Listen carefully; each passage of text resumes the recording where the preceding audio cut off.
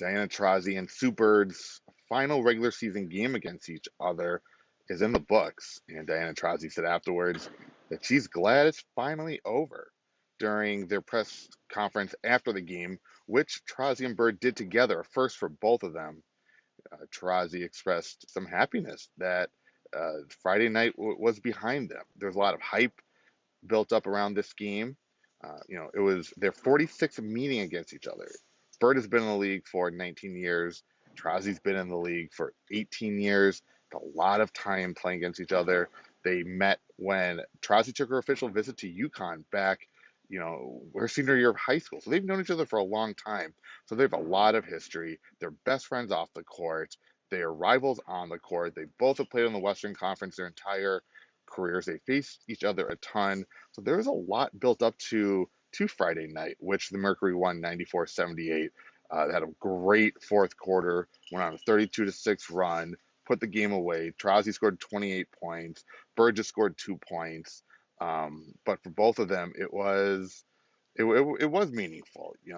Bird tried to downplay it. She said heading into this game, she tried to look at it as just another game, just like the 45 games they had played before. But Taurasi all week had been a little bit more reflective. When I talked to her, she looked back on Bird as a player, Bird as a person, talked about how much she missed her, said it would be sad, said she would be bittersweet to face her for the last time because Taurasi hasn't decided her playing future yet. But after the game, once she was prodded a little bit, Sue Bird said that, there was some emotion going into this game, but she tried to leave it off the court, something she wanted to do and deal with and experience privately. She said, she did not want to bring it to the court because she didn't want it to affect her game. Whether or not it did, she may never say, but it wasn't the best game for Sue. Dianna played great. There was a lot of energy for this game in the crowd. Before the game, the two did some TV interview, a lot of hugs, a lot of laughs, a lot of smiles. Before the game, there was a ceremony that honored Sue.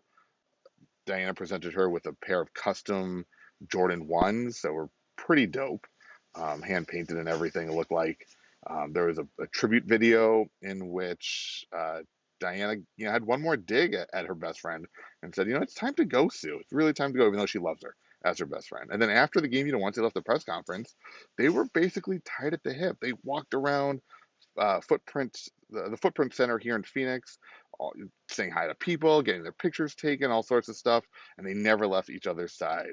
They hung out Thursday night at Diana's house in Phoenix. So, their friendship, their relationship is evident, right? How close they are. It's so clear, they gave each other hugs and kisses. It was kind of like Magic and Isaiah almost, that type of vibe. But, it's over with. And now they may never play each other again, or they may end up seeing each other in the playoffs. Friday night's win actually moved the Mercury back into the playoff picture. They're now the eighth seed, but that could change with any game. So we'll see going forward whether they can keep that.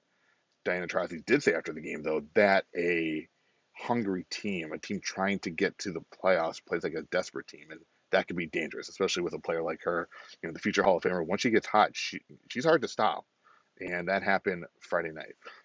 But it was loud. There were over 14,100 people here.